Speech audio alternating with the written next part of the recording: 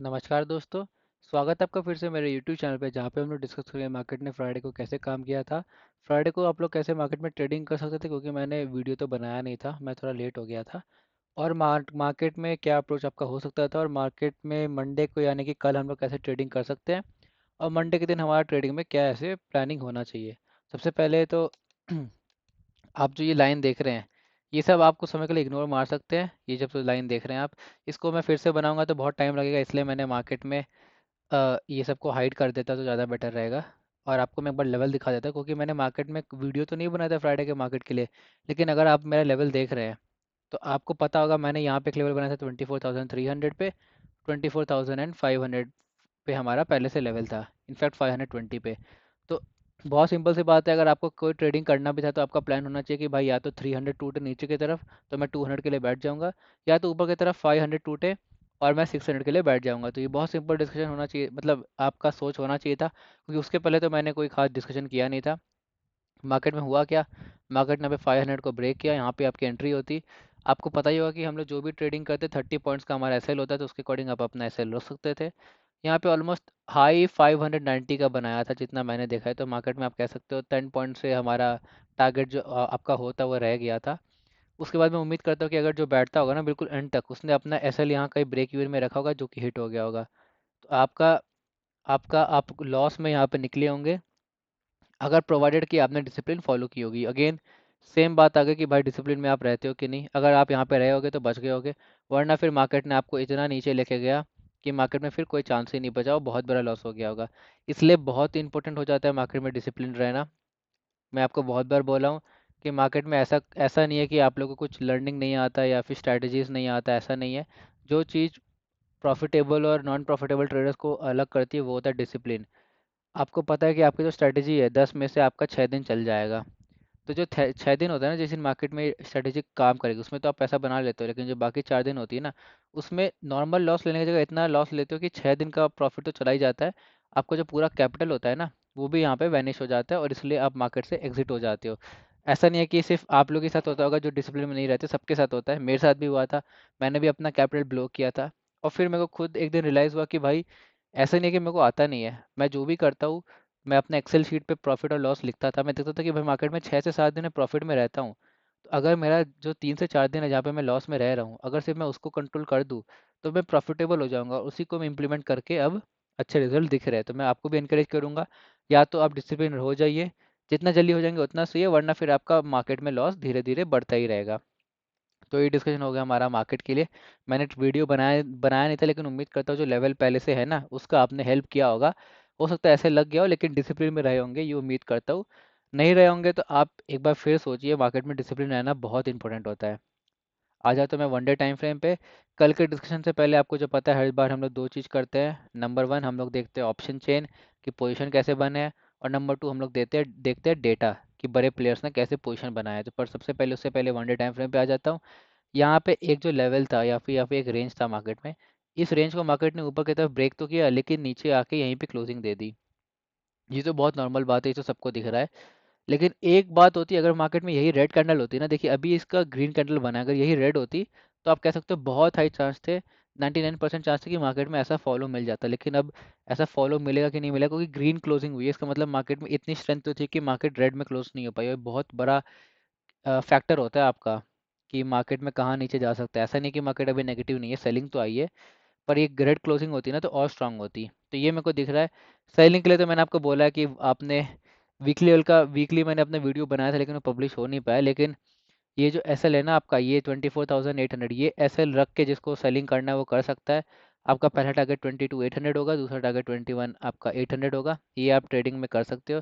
जिसको बाइंग करना है ना, इसके ऊपर बाइंग हो सकती है, लेकिन मैं बोलूँगा पोजिशनली 24,800 ब्रेक होने दो, उसके बाद आप लोग ये गैप क्लियर होने के लिए 25,600 और फिर 26,200 ऑल टाइम हाई के लिए बैठ सकते हो।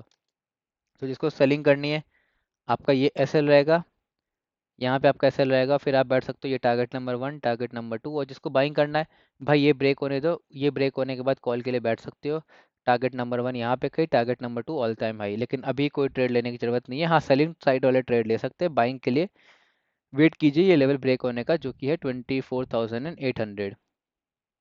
कल के डिस्कशन से पहले 5 मिनट के टाइम फ्रेम पे जाने से पहले मैं आपको एक चीज़ दिखाना चाहूँगा। जो कि आप मेरा जो रेंज देख रहे थे या फिर जो मैंने ड्राइंग बना के रखी थी, उसका सिग्निफिकेंस क्या था। तो ये देखिए मार्केट कर क्या रहा है, बहुत समय से एक रेंज में, इनफैक्ट 10 दिन के आसपास से मार्केट एक रेंज में है। और रेंज में होता क्या है ना, मैंने कल बताया तो था लेकिन वीडियो बन नहीं पाई, तो फिर से बता देता हूँ।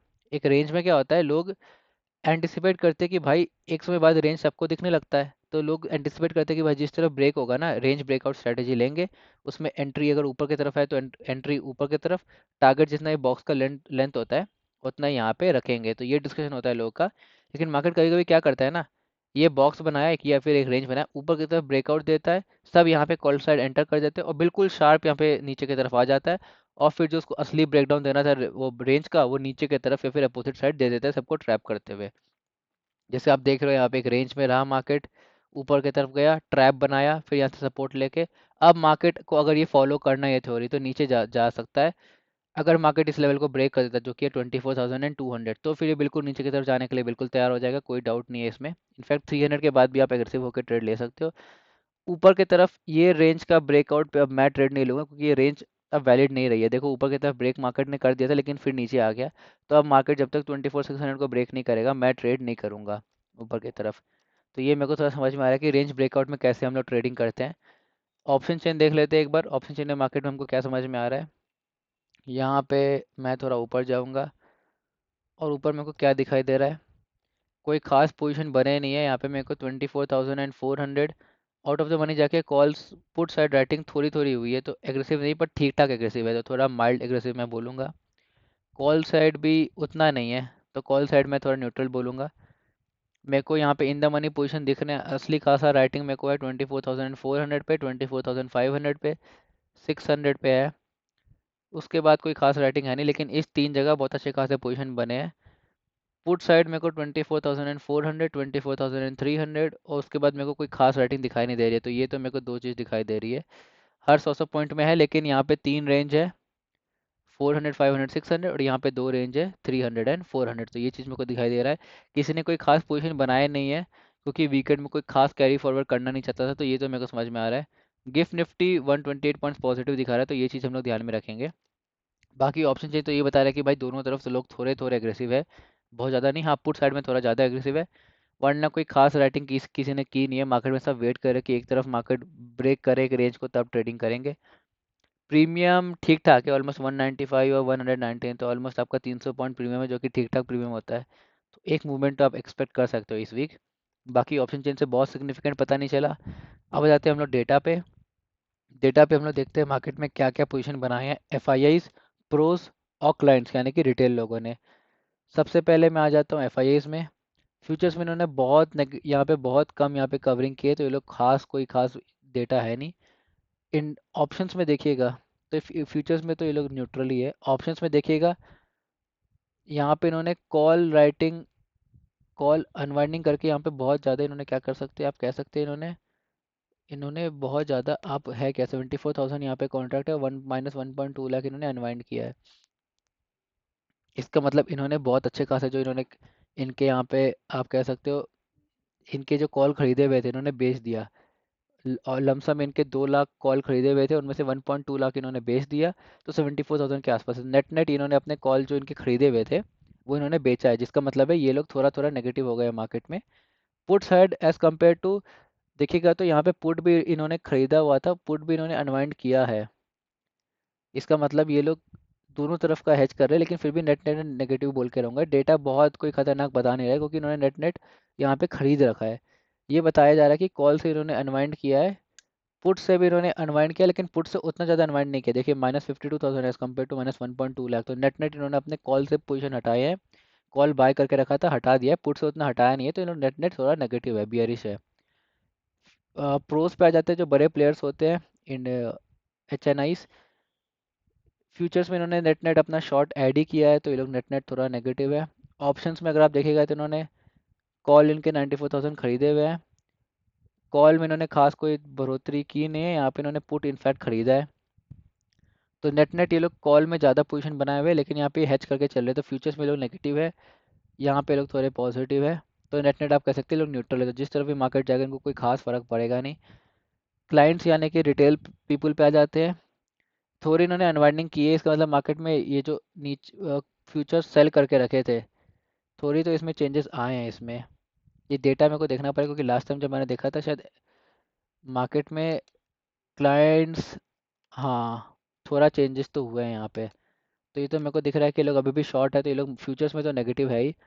ऑप्शंस में क्या दिखाई दे रहा है मेरे को? ऑप्शंस में दिखाई दे रहा है कि यहाँ पे इन्होंने कॉल बहुत अच्छी खासी यहाँ पे अनवाइंड की है। इसका मतलब ये लोग उतना यहाँ पे आप कह सकते हैं बियरिश है नहीं ऑप्शंस में। कॉल साइड, पुट साइड भी इन्होंने अनवाइंड किया, लेकिन कॉल से ज़्यादा अनवाइंड किया, तो यहाँ पे लोग हेज करके चल रहे हैं, तो ये भी थोड़ा थोड़ा न्यूट्रली चल रहा है।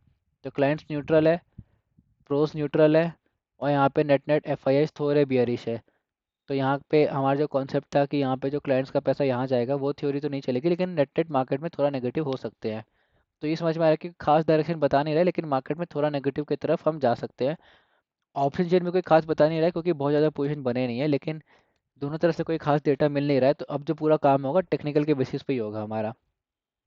तो अब हम लोग आ जाते हैं मार्केट में कि हम लोग कैसे ट्रेडिंग कर सकते हैं। 5 मिनट के टाइम फ्रेम पे आ जाते हैं।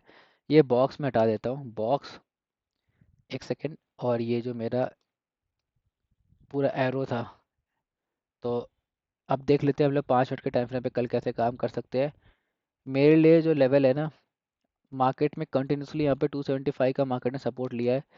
तो मेरे लिए मार्केट में लेवल रहेगा 275, और ऊपर की तरफ रहेगा 500। लेकिन 500 को आप हटा हटा दीजिए, क्योंकि मार्केट में फिर 600 पे एक रेजिस्टेंस है।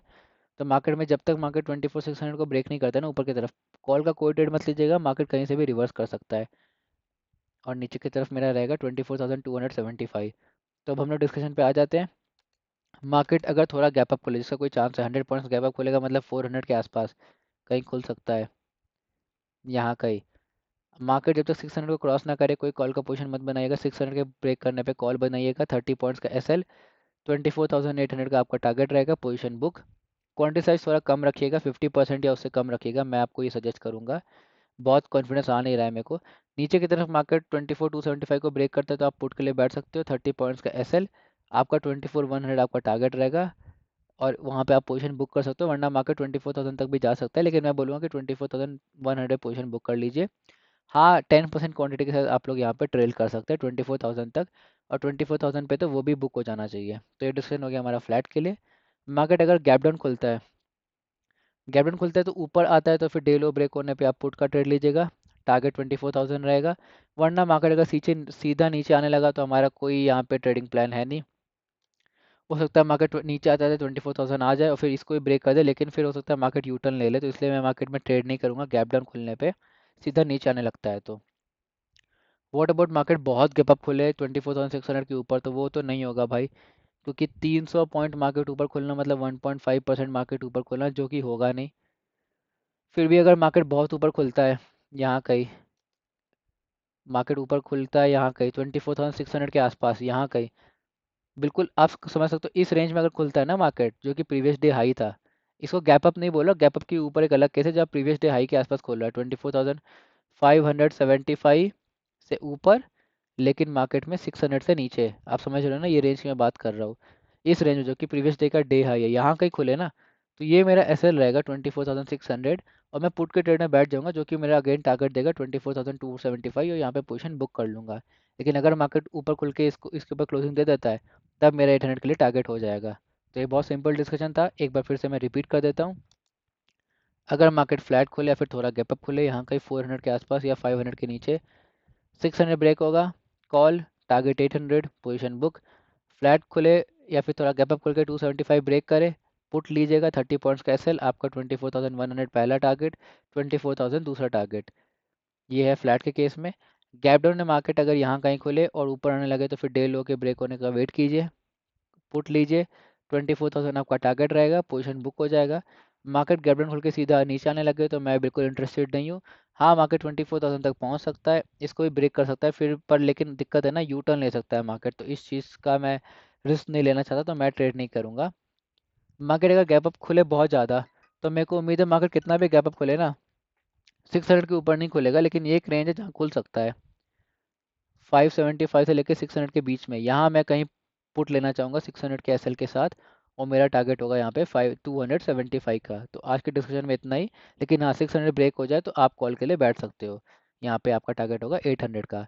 तो आज के डिस्कशन में इतना ही। वीडियो पसंद आया तो लाइक कीजिएगा, चैनल को सब्सक्राइब कीजिएगा और कोई ओपिनियन होगा तो मेरे को कमेंट सेक्शन में ज़रूर दीजिएगा। तो आज के वीडियो में इतना ही। Thank you.